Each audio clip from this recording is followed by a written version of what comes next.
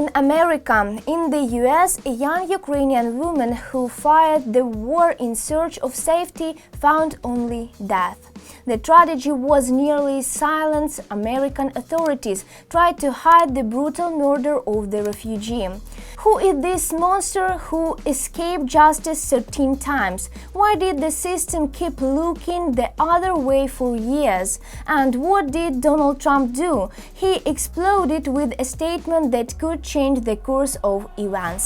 What do Democrats and Christians have to do with this case? And why is Ukrainian blood once again at the center of global scandal? This is Ukraine Today. I'm Zarutska, and together we'll uncover how the tragedy of Iryna Zarutska has shocked all of America. Horror in America. In the US, a Ukrainian woman thought safety but instead found death. Police stayed silent about the tragedy.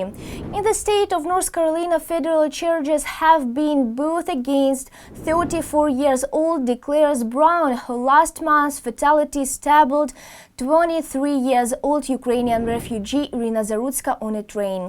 This was reported by Reuters. He is charged with murder on a mass transit facility. Under US law, this is one of the most serious charges. He could even face the death penalty. The tragic details and the video from the crime scene were released by the city police only now, 2 weeks after the incident, and honestly the footage may be shocking.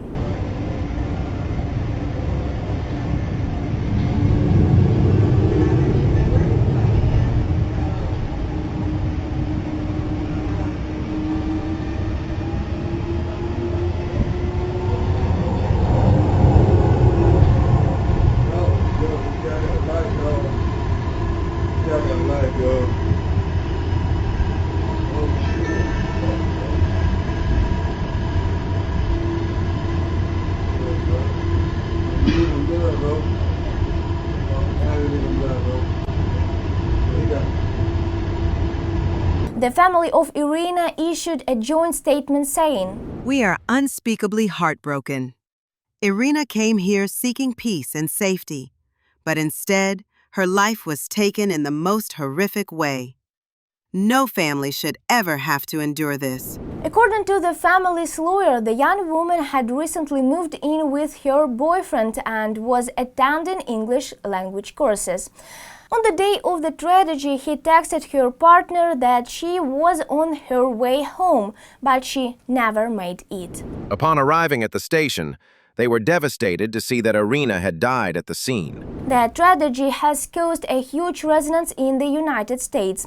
American politicians and human rights activists are already calling for increased public safety measures and a review of policies regarding repeat offenders because, according to local media, this is not the first time Brown has evaded punishment for serious crimes.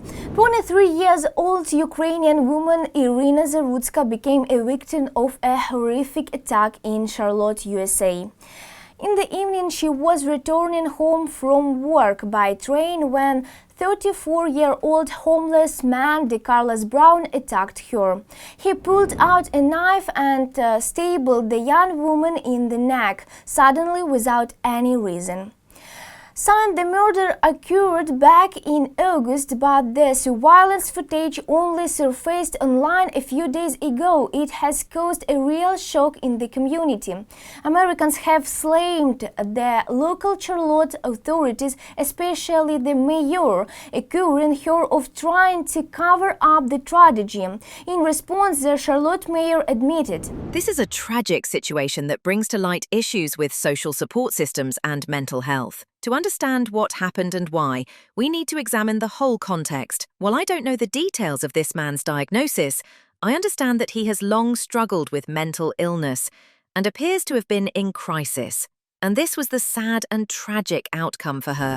The tragedy of Iryna Zarutska had become a symbol not only of the perpetrators but also of a system that for years allowed a dangerous man to roam free. After the viral video on social media, more and more citizens are demanding accountability from the police and officials. Why did the system fail to protect the young woman? And what do we actually know about the killer himself? Who is this man? How did he manage to avoid punishment 13 times and repeatedly walk free? Why was he released by law enforcement? And could the tragedy that took the life of this Ukrainian woman have been prevented? All the details of this high-profile case are coming up next. The photo of 23-year-old Ukrainian Iryna Zarutska, who died in the US, is being shown on all American TV channels. The murder happened back at the end of August, but only now. North Carolina police have released shocking footage from the subway. The young woman entered the subway car and sat down in front of a man in red. She was simply looking at her phone, unaware that just a few minutes later he would stab her several times.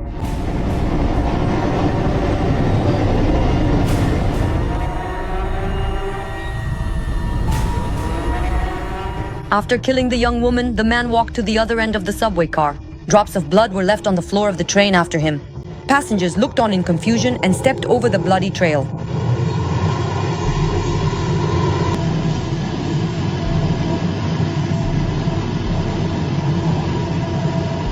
The refugee from Ukraine who had fled to the US to escape the war died at the scene. Police detained 34-year-old Decarlos Brown Jr., whose criminal record dates back to the 2000s. 14. Court documents show that he spent more than 10 years in the criminal justice system. He had 14 prior cases in Mecklenburg County, including a 5-year sentence for armed robbery. His mother told local television that earlier this year she tried to have her son involuntarily committed to a psychiatric clinic. This was after he began behaving aggressively at home. Doctors diagnosed him with schizophrenia. Court documents also show that since 2011, Brown has faced charges of making threats, petty theft, and grand larceny, although some of these cases were later dismissed. Interestingly, just this January, Brown was arrested after repeatedly calling 911. In one of the 911 calls from the hospital, he claimed that people were trying to control him. The judge released him without bail. He was given a written promise to appear in court. And while local media discussed the murder of the refugee from Kyiv, wondering whether women are now afraid to ride the subway, and while giving advice not to sit with your back to others and not to listen to music, politicians are exploiting the death of the Ukrainian woman. There are evil people and we have to deal with it. If we don't deal with it, we won't have a country. And I have created the first ever Department of Justice task force to eradicate anti-Christian prejudice.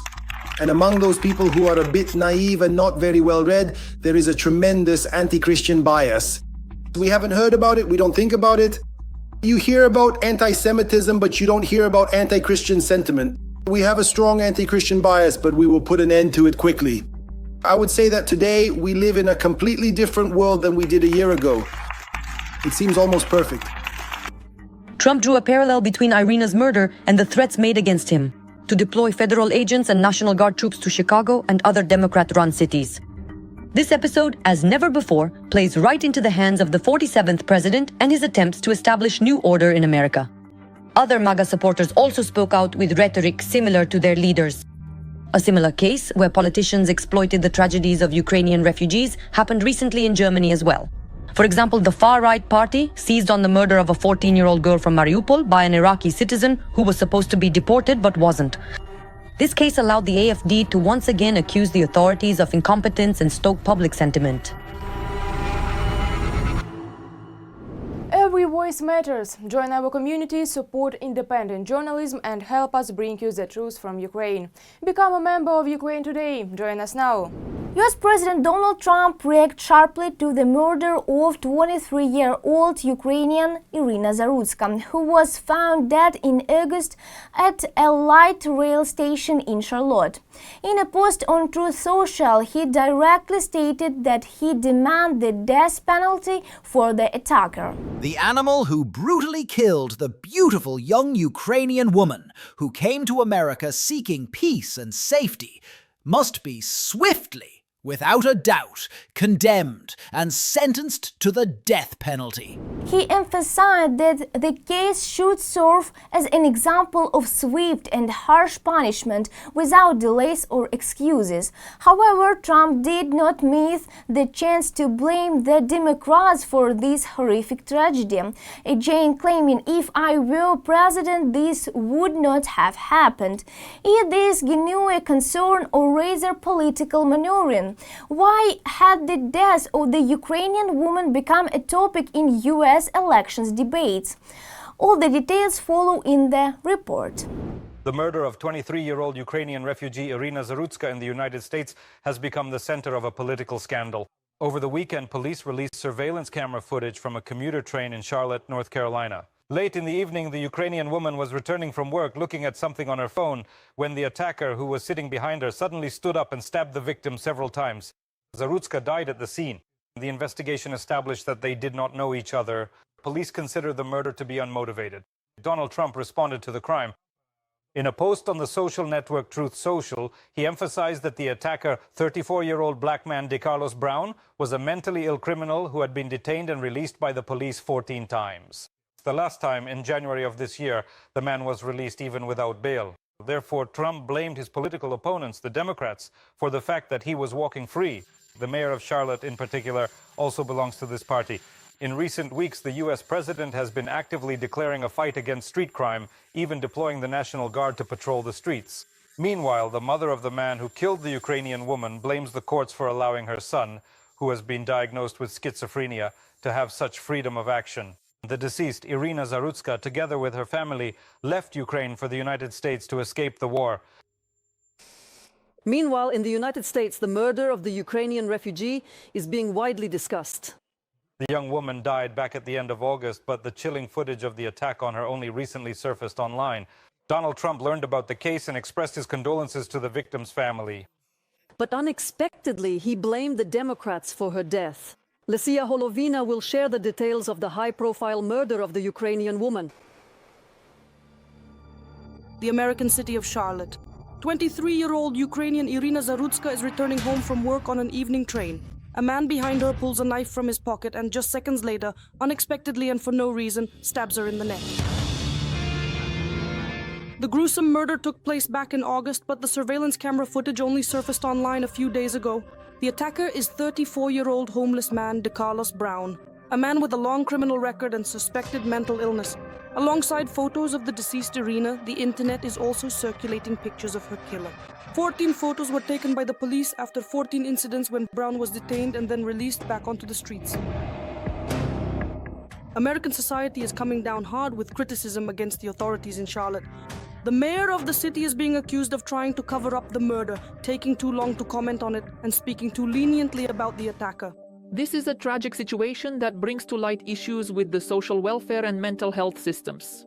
To understand what happened and why, we need to examine the entire situation. Although I don't know the details of this man's diagnosis, I realize that he has been struggling with a mental disorder for a long time and apparently is going through a crisis. And this was its sad and tragic outcome. But this case is gaining momentum. The public outcry reaches the White House. Journalists tell Donald Trump about the murder of the Ukrainian refugee. The president admits he hasn't heard about it, but promises to look into it. That's terrible. I haven't heard about this. When did this happen? It happened in August. The video has just appeared. I'll watch it. I'll watch the video. I'll know everything by tomorrow morning.